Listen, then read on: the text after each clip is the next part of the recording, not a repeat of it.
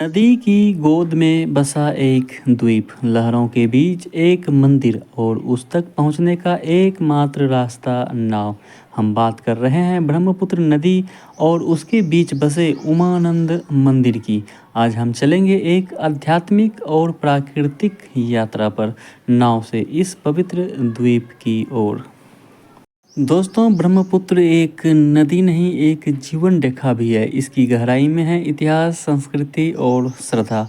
हर रोज श्रद्धालु और सैलानी यहाँ से नाव पर चढ़ते हैं।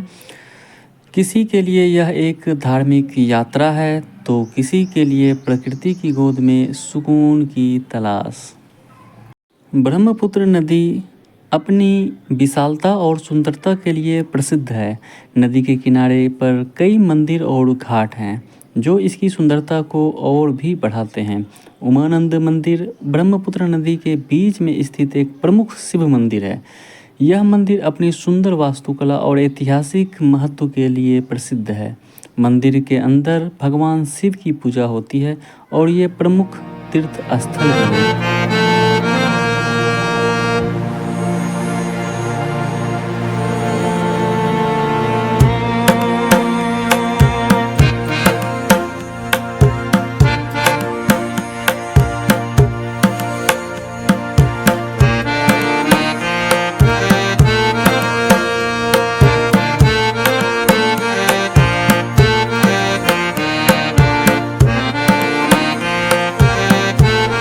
ब्रह्मपुत्र एक ऐसी नदी जो तिब्बत से निकलकर भारत के असम में प्रवेश करती है। इसकी चौड़ाई, गहराई और प्रवाह सब कुछ अद्भुत है। नाव पर बैठते ही एक शांति सी महसूस होती है, मानो समय थम सा गया हो। उमानंद द्वीप, जिसे पिकॉक आइलैंड भी कहा जाता है, ब्रह्मपुत्र के बीचों बीच बसा हुआ है। यह दुनिया का सबसे छोटा नदी द्वीप माना जाता है जहां इंसान रहते हैं। उमानंद मंदिर, ये उमा यानी देवी पार्वती और आनंद यानी प्रसन्नता। यह मंदिर शिव और पार्वती के दिव्य प्रेम का प्रतीक है।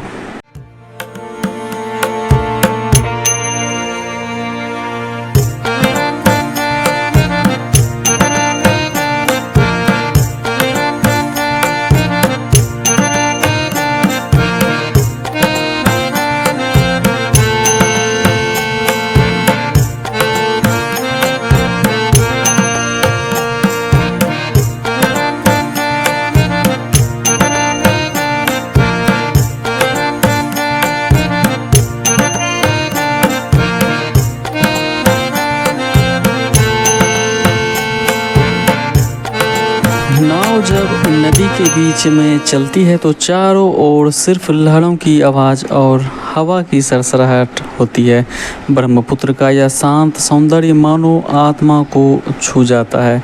यहाँ से उमानंद मंदिर द्वीप सिर्फ 5 से 10 मिनट की दूरी पर है, लेकिन यह छोटी सी यात्रा बहुत कुछ सिखा जाती है। धैर्य, श्रद्धा और प्रकृति के प्रति सम्मान। देखिए दोस्तों, उमानंद द्वीप, इसे मयूर द्वीप क्यों कहते हैं, आप शायद समझ पा रहे होंगे। यह अपनी आकृति और सुंदरता के कारण ऐसा प्रतीत होता है। दुनिया के सबसे छोटे नदी द्वीप पर एक मंदिर का होना, यह अपने आप में कितना अचरज भरा है। अब हमारा स्टीमर धीरे धीरे द्वीप के घाट पर लगने वाला है। दोस्तों, ब्रह्मपुत्र के बीचों बीच आना अपने आप में एक अलग ही अनुभव है। हवा कितनी ताज़ी है और पानी की ये छोटी छोटी लहरें मन को कितना सुकून दे रही है।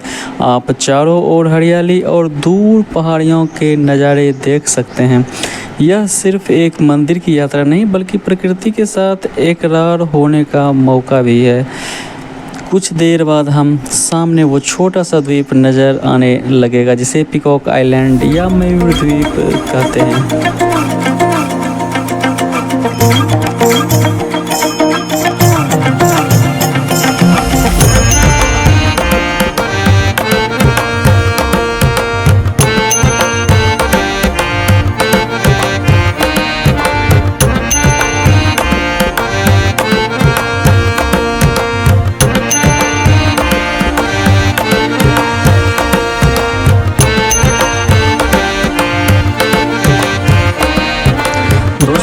इसे दुनिया का सबसे छोटा बसा हुआ नदी द्वीप माना जाता है। ब्रह्मपुत्र के तट पर उपलब्ध देसी नावें हम सभी लोगों को द्वीप पर ले जाती हैं। जिस पहाड़ पर मंदिर बना है उसे भस्म कला के नाम से जाना जाता है।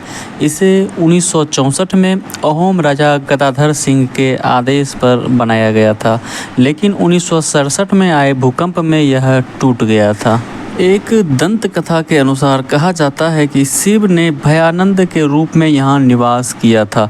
कालिका पुराण के अनुसार सृष्टि के आरंभ में शिव ने इस स्थान पर भस्म छिड़की थी और पार्वती को ज्ञान प्रदान किया था।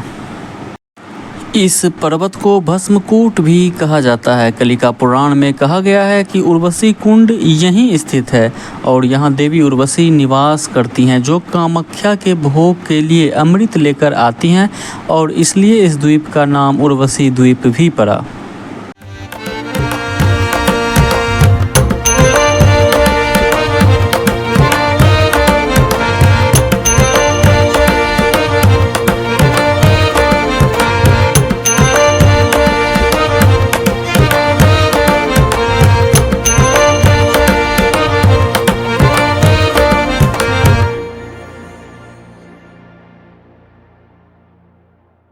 इस स्टीमर में यात्रियों के लिए लाइफ जैकेट पर्याप्त मात्रा में थे और स्टीमर भी काफ़ी खूबसूरत था।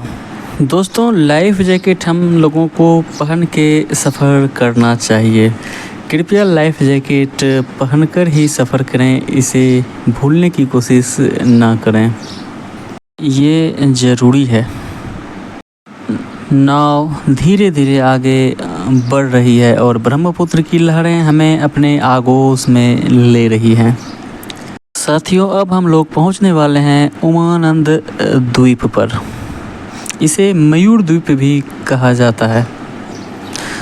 गुप्तोत्तर काल से संबंधित एक पत्थर के मंदिर के साक्ष्य इस स्थल पर देखे जा सकते हैं। इस स्थल पर प्रारंभिक मध्यकालीन काल से संबंधित पत्थर की मूर्तियां और नक्काशी हैं। यहाँ गणेश की चट्टान पर उकेरी गई मूर्तियों और एक गुफा के अलावा चतुर्भुज पत्थर की महिला आकृति अभी भी मौजूद है। मंदिर के आसपास का क्षेत्र बहुत ही सुंदर है, जहां आप नदी के किनारे पर बैठकर प्रकृति की सुंदरता का आनंद ले सकते हैं।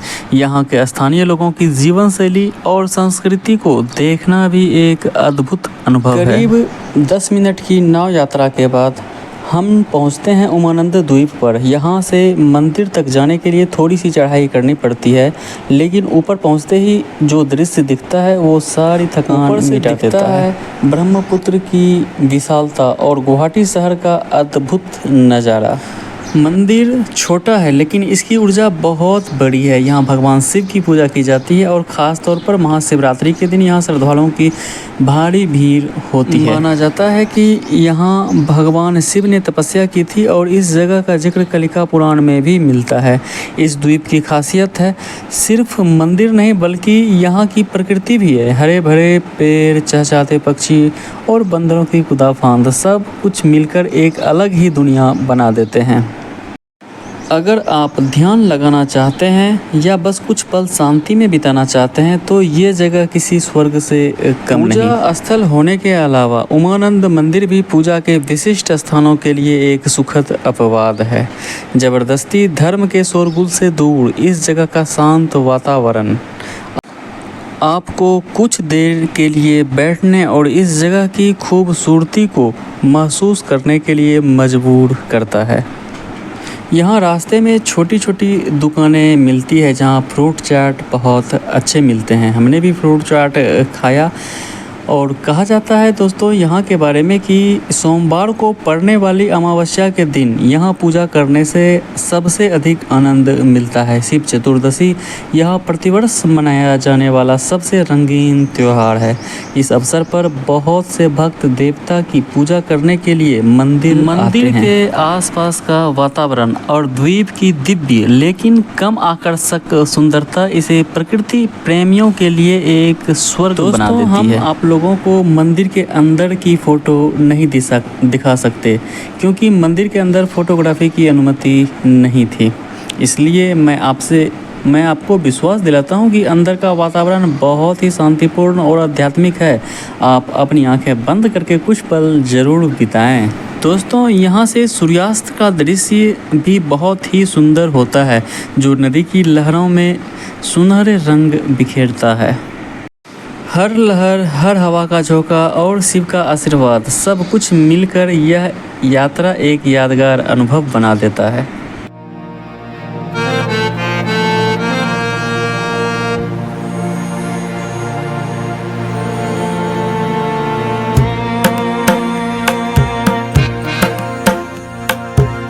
उमानंद मंदिर की यह यात्रा वाकई एक अविस्मरणीय अनुभव रही है।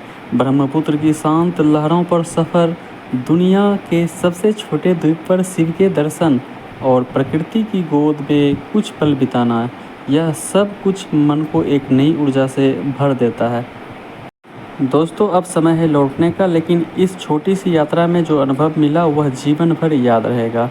अगर वीडियो अच्छी लगे तो लाइक और चैनल को सब्सक्राइब ज़रूर कर दीजिएगा। धन्यवाद।